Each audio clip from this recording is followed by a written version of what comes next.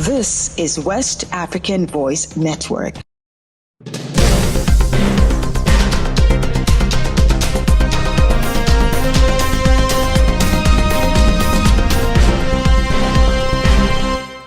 Hello and welcome to Newswave on West African Voice Network. I am Sangdonal Mendy. Let's begin with our top story. President's threat forces ECOWAS mission to leave Guinea-Bissau. A mission from the Economic Community of West African States, ECOWAS, sent to Guinea-Bissau to help mediate an election dispute, has been forced to leave the country after President Umar Sissoco Embalo threatened to expel the team. The ECOWAS delegation had arrived in February to facilitate dialogue on a political consensus regarding the election timetable. Initially scheduled for November 2024, the general election was postponed by Embalo, who set a new date for November 30th, 2025. Opposition groups have opposed this delay, asserting that Embalo's term should have ended by now. However, a recent Supreme Court ruling extended his term until September. According to ECOWAS, the team, which held discussions with the president, political figures and civil society groups, had developed a draft agreement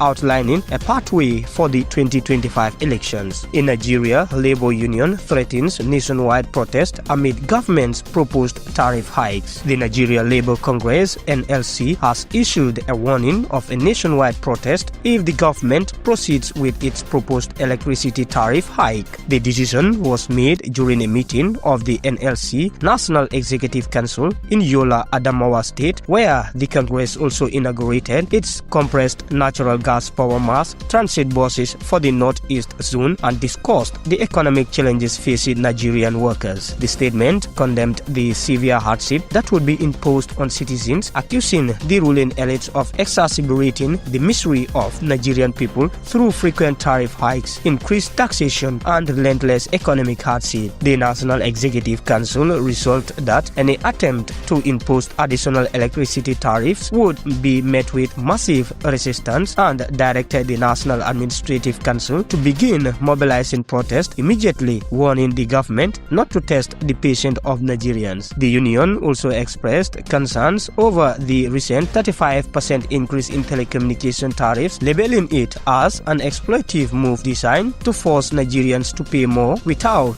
any corresponding improvement in the service quality. Now, AES leaders strengthen sovereignty with new alliance. Burkina Faso's Transitional President Ibrahim Traoré has called on citizens to embrace sovereignty and self-affirmation, reaffirming his commitment to Confederation of Sahel States (AES). Speaking at Kaoloba Palace during a ceremony marking the raising of the national flag and the AES banner, Traoré expressed confidence in the AES' bright future, emphasizing the importance of consolidating past achievements and continuing collaborative efforts on common challenges. Similarly, Niger's head of state Abdurrahman Chani displayed the AES badge on his uniform during an official ceremony in Niamey, symbolizing the growing integration of Niger, Mali, and Burkina Faso. The flag-raising ceremony highlights the formalization of the three countries' withdrawals from ECOWAS on January 29. The Sahelian trio, all under military leadership, is now accelerating the operationalization of their confederation. We're still in Niger because Nigerian authorities dissuade from fake social media donation campaign. Nigerian authorities have warned the public about a fraudulent social media campaign claiming to offer donations on behalf of General Abdurrahman Chani. In a statement released on Monday, the National Council for the Safeguarding of the Homeland (CNSP) of Niger denied any involvement with the campaign. The document, signed by Minister, Director of Cabinet of the President of the CNSP, clarified that messages circulating online falsely claim to announce a digital charitable donation in the name of General Abdurrahman Chani, the head of Nigerian state. The authorities described the campaign as phishing attempt designed to steal personal and banking information under the pretense of a charitable cause. Investigations have been launched to track down the perpetrators, who will face legal action if apprehended. And in sports, Sierra Leone Guinea-Bissau World Cup qualifiers to hold in Liberia. The Sierra Leone vs Guinea-Bissau match, part of the 2026 World Cup African qualifiers, have been moved to Liberia. The game will take place on March 20th at Samuel Kayondo Stadium with a scheduled kick-off time of 4 p.m. due to Guinea-Bissau home stadium being unavailable. The Confederation of African Football (CAF) has appointed a Ghanaian referee to officiate the match. Both teams are eager to secure vital points in the competitive Group A.